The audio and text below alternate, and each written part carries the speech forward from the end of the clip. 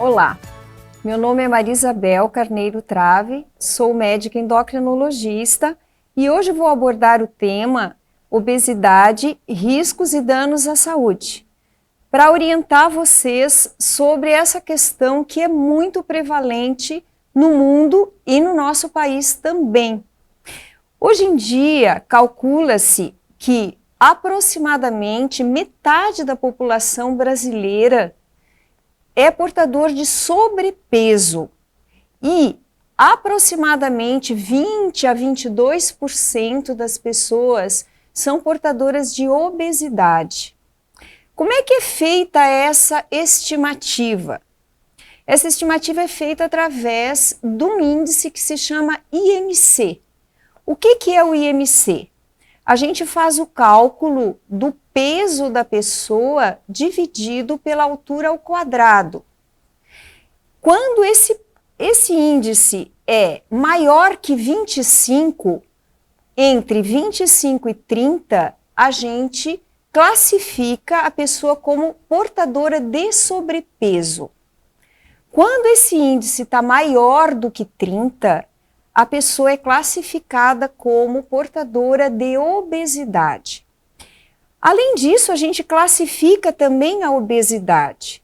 Obesidade grau 1. Essa pessoa tem um IMC entre 30 e 34,9. Obesidade grau 2. A pessoa tem um IMC entre 35 e 39,9. Obesidade grau 3, também chamada de mórbida.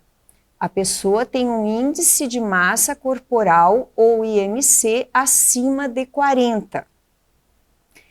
Este IMC é o índice mais utilizado, inclusive, para que a gente faça a questão de prevalência desses problemas na nossa população.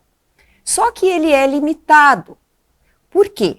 Porque tem pessoas que têm mais massa magra, ou seja, uma quantidade maior de massa muscular, principalmente aquelas pessoas jovens que fazem academia com aumento de massa muscular, ou seja, exercícios de hipertrofia.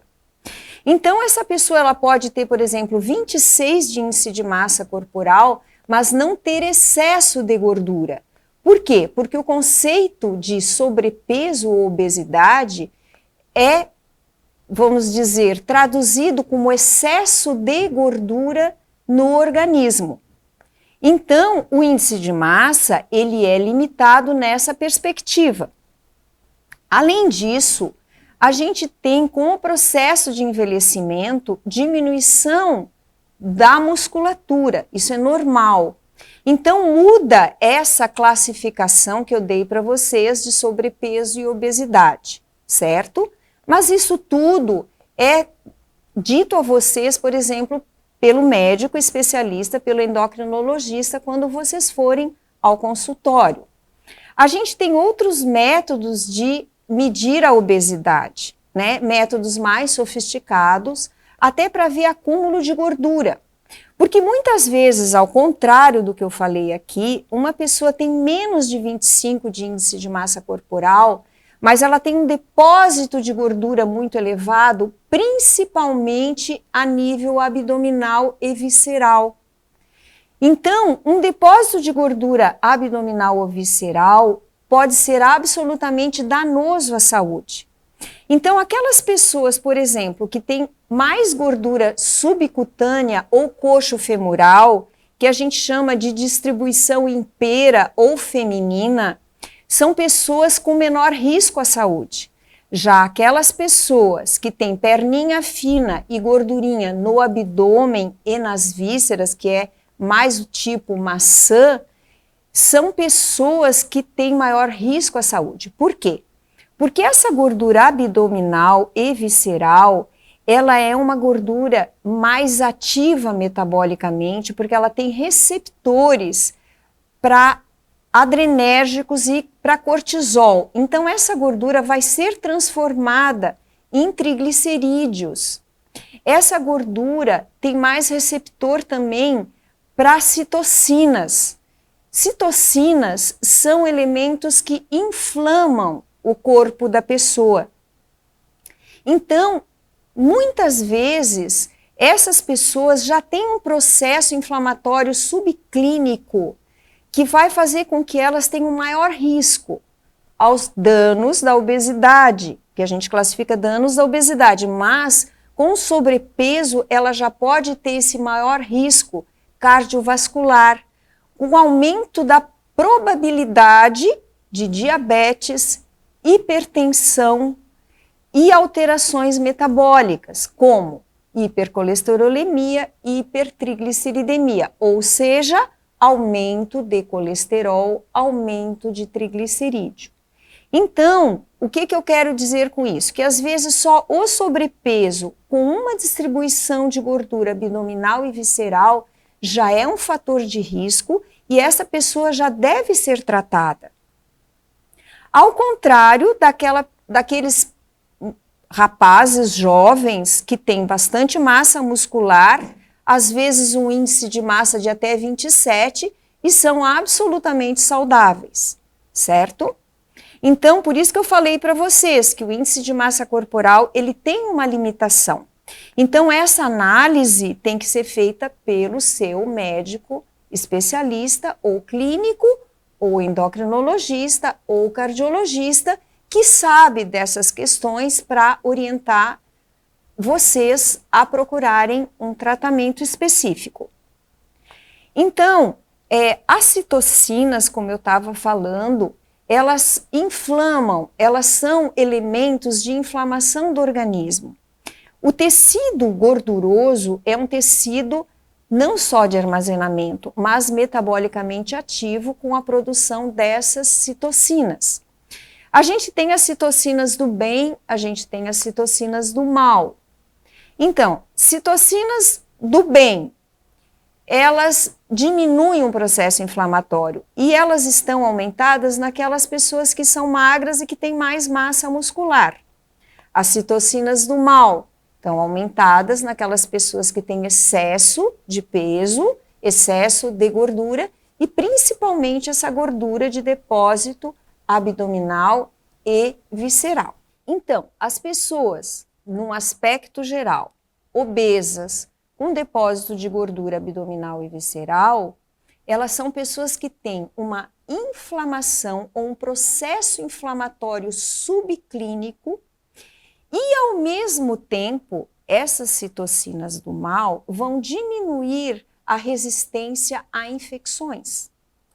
Por isso que agora, durante a pandemia, um dos fatores de risco para ter um processo, vamos dizer, clínico do coronavírus mais agressivo seria a obesidade.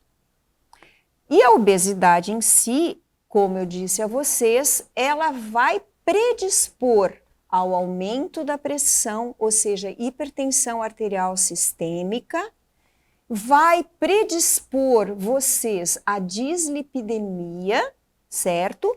Que são e diabetes. O diabetes, ele é uma das consequências da obesidade. Por quê? Porque a obesidade, ela vai fazer com que a insulina tenha uma ação menos eficaz em metabolizar a glicose. Então, isso vai fazer com que a glicose, aos poucos, vá subindo no sangue.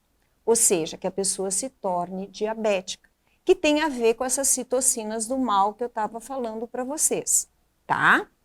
Então, esse pacote, vamos dizer assim, de hipertensão arterial, dislipidemia e diabetes é um risco e um dano à saúde. Por quê? Porque aumenta o risco de problemas cardiovasculares. Por que que a gente, então, combate a obesidade? Exatamente para que a pessoa não desenvolva o diabetes, não desenvolva a hipertensão, não desenvolva a dislipidemia. Esses fatores todos têm caráter, inclusive a obesidade, caráter genético. Então, para vocês terem uma ideia, já foram rastreados mais de 400 genes que são relacionados à obesidade. e que tem a ver com essas questões também de saúde, certo? Então, são pessoas que geneticamente têm predisposição à obesidade, à localização de gordura abdominal e visceral, à dislipidemia, à hipertensão. Então, eu sempre digo aos meus pacientes, vocês não têm que ter complexo de culpa e dizer, eu sou obeso porque eu sou preguiçoso. Não, isso não é uma verdade. Vocês têm uma predisposição genética. Claro que as questões ambientais e culturais vamos dizer, vão potencializar este problema. Ou seja, o aparecimento da obesidade, o aparecimento da hipertensão, o aparecimento da dislipidemia, o aparecimento do diabetes.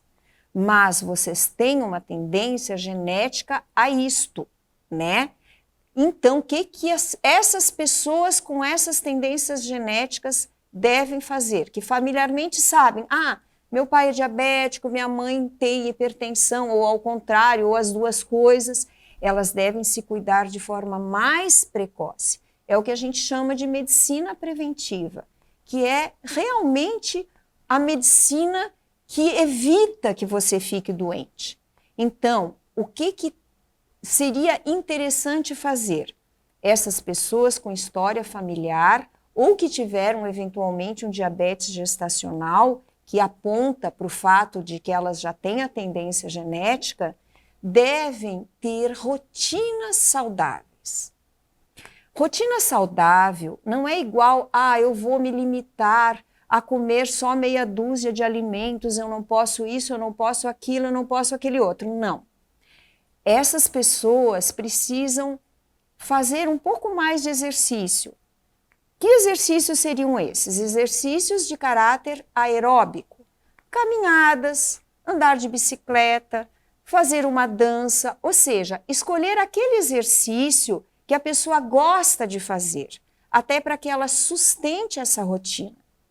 O que se considera uma rotina de exercícios regular? Pelo menos 3 vezes por semana. Idealmente, 5, mas 3 vezes está de bom tamanho, 45 minutos, pelo menos. Na sua velocidade de exercício. Eu tenho problemas articulares, porque uma das consequências da obesidade são os problemas osteoarticulares. Vamos andar devagar ou vamos andar na água. A água não dá impacto. A água faz com que vocês tenham uma fortificação muscular sem impacto articular. Então, é uma boa opção o exercício na água.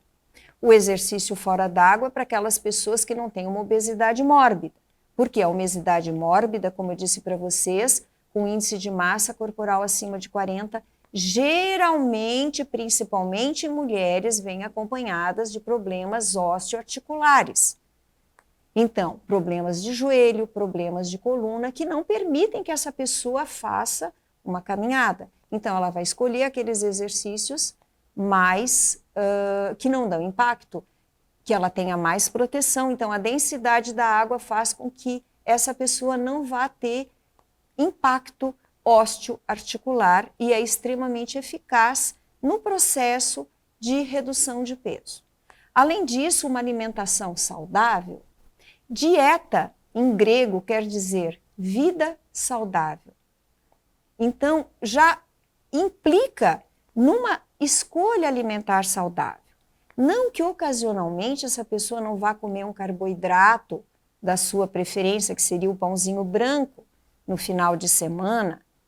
Não que essa pessoa não vá comer eventualmente um docinho uma vez por mês, eu digo é um mimo, uma vez por mês.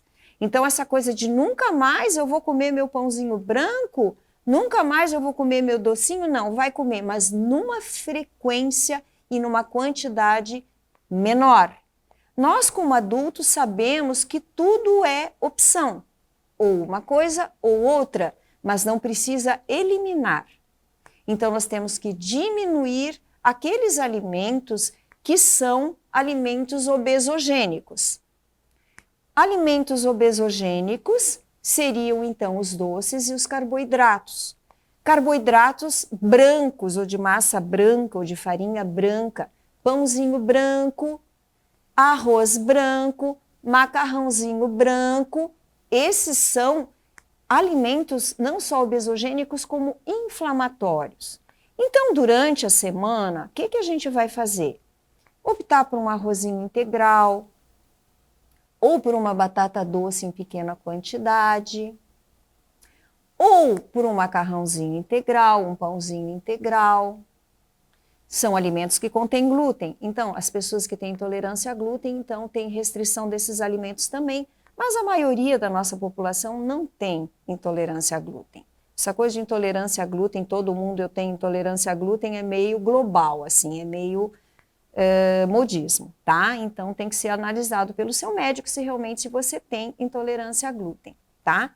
Então, esses alimentos, esses carboidratos complexos em menor quantidade, em pequena quantidade ou sem exagero, associados a legumes, verduras, frutas, proteína magra, né? Então carne branca ou vermelha, mas magra, cereais, é uma alimentação, vamos dizer, variada, que você pode sustentar também. As dietas de moda, elas acabam entrando e frustrando o processo de emagrecimento, porque elas prometem emagrecimento rápido, exatamente porque não são sustentáveis. Então, a gente orienta uma dieta variada que seja sustentável e que se adeque à rotina daquela pessoa. Então, rotina alimentar saudável, rotina de exercícios saudáveis e, em muitos casos, quando a pessoa está muito acima do peso, ela precisa de auxílio medicamentoso. Esse auxílio medicamentoso é preconizado naquelas pessoas com índice de massa corporal acima de 30. Cirurgia bariátrica, naquelas pessoas que têm um índice de massa corporal acima de 40 ou acima de 35 com comorbidades, tipo diabetes, dislipidemia e hipertensão. A medicação tem que ser escolhida, tem que ser orientada pelo seu médico endocrinologista. Então, basicamente, para que a gente tenha um tratamento adequado da obesidade ou do sobrepeso, também com comorbidades, então, acima de 25 de índice de massa corporal, com dislipidemia, hipertensão, gordura abdominal, também já requer a abordagem medicamentosa e o tratamento e acompanhamento pelo seu médico especialista, certo? Basicamente, é isso. Então, rotina saudável de exercício, de alimentação, medicação, quando indicado pelo seu médico, com acompanhamento, para que a gente combata a obesidade, o sobrepeso e tenha uma vida saudável, diminua risco cardiovascular, tenha bem-estar. A questão da autoestima aumenta muito, né? Porque as pessoas ficam muito tristes com a questão do sobrepeso e da obesidade, principalmente nós mulheres, né? Isso é muito cobrado de nós. Os homens são menos preocupados com essa questão, embora eles sofram os danos à saúde da mesma forma. Eu gostaria de agradecer a atenção de vocês. Estimo que eu tenha orientado, que eu tenha dado informações relevantes a que vocês procurem, se necessário, um acompanhamento médico ou que só melhorem as rotinas do dia a dia de vocês. Muito obrigada.